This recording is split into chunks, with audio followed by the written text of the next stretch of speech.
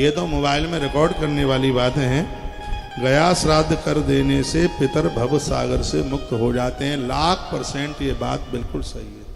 किसी भी प्रकार से मृत्यु क्यों नहीं हुई हो, कैसे भी मृत्यु हुई है, गया श्राद्ध कर देने से पितर भव सागर से मुक्त हो जाते हैं और वे गदाधर भगवान विष्णु के अनुग्रह से परम गति को प्राप्त हो जाते हैं।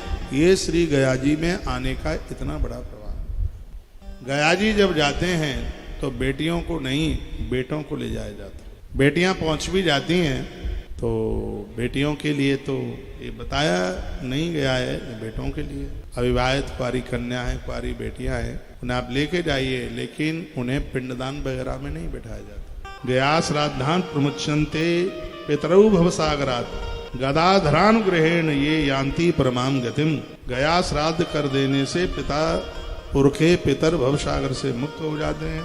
भगवान गदाधर विष्णु के अनुग्रह से उन्हें परम गति प्राप्त हो जाती है। स्वयं भगवान कह रहे हैं कि मेरी कृपा से वो मेरे धामों में बैठ जाते हैं जाके। पितृलोक मेरे ही द्वारा बनाया गया है, उन्हें वह निज स्थान प्राप्त हो जाता है। अपने पूर्वजों के ऋण से यदि मुक्त होना है, भगवान नारायण कहते हैं, गरुण मनुष्य को श्री गया जी की यात्रा जरूर करनी चाहिए। गया में पहुंचने से अपराधी किसी पिता की जो शराब पी, मदरा पी और उल्टा पुल्टा खुल्टा सुल्टा काम, और वंश में कोई ऐसा बेटा जन्म लिया तो गया जी पहुंच करके उसने अपने ऐसे पुरखों को भी उद्धारित कर दिया जिसने कभी भी भगवान का नाम तक नहीं लिया। उसके द्वारा उनका भी उद्धार हो गया, भगवान का उनके ऊपर भी अनुग्रह हो गया। तुलसी मंजरी भिष्य पूजेद विष्णु युदादिकाम तथा फलवाद तीर्थेषु पिंडान दद्यात् यथा क्रमम। गया में तुलसी की मंजरियों से विष्णु पादिका का पूजन करने पर, विष्णु पदी पर जब जाएं तो तुलसी लेके जाइए। वहाँ पर तुलसी चढ़ाने की बहुत बड़ी महिमा है। फल्गु आदि तीर्थों में पिंडदान करते समय भी तुलसी का प्रयोग किया जाए, यह स्मरणीय है। तो फल्गु तीर्थ को सर्वोत्तम पितृ तीर्थ में फल्गु नदी से बढ़ करके कोई नदी नहीं, कोई तीर्थ नहीं। ये स्वयं भगवान नारायण गरुणदेव को ये बात कह रहे हैं। नहीं भी ले गए हैं तुलसी तो ऐसा नहीं है कि पिंडदान नहीं हुआ। यदि हो सके तो इस जगह पर तुलसी लेके जाइए। तुलसी से भी तुलसी मंजरी का और ज्यादा प्रभाव बताया गया। लिखा है उद्धरेत सप्तगोत्राणि कुले एकोत्तरम शतम। 101 पीढ़ियों का तारण हो जाता है जो गया में श्राद्ध करता है। 101 कैसे हैं उन पीढ़ियों का वर्णन किया है। 7 पीढ़ियां स्वयं की पिता के पक्ष की 7 पीढ़ियों का उद्धार होता है। सुनो कौन कौन का उद्धार होता है।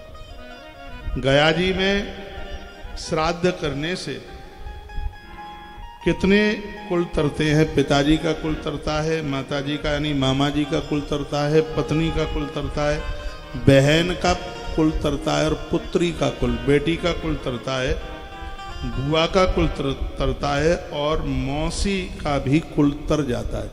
मौसी, बुआ, बहन, बेटी, पिता, माता और पत्नी। और भी वर्णन किया गया है।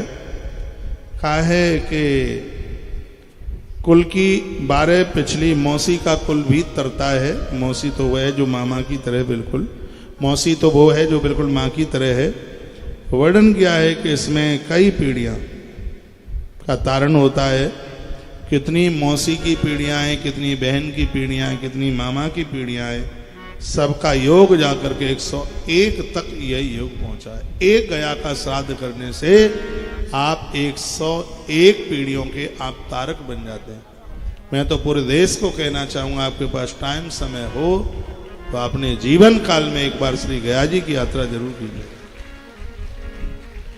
गयामुपेत्य यः श्राद्धम करोति कुलनंदनः सफलम तस् तज्जन्म जायते पितृतुष्टिदम।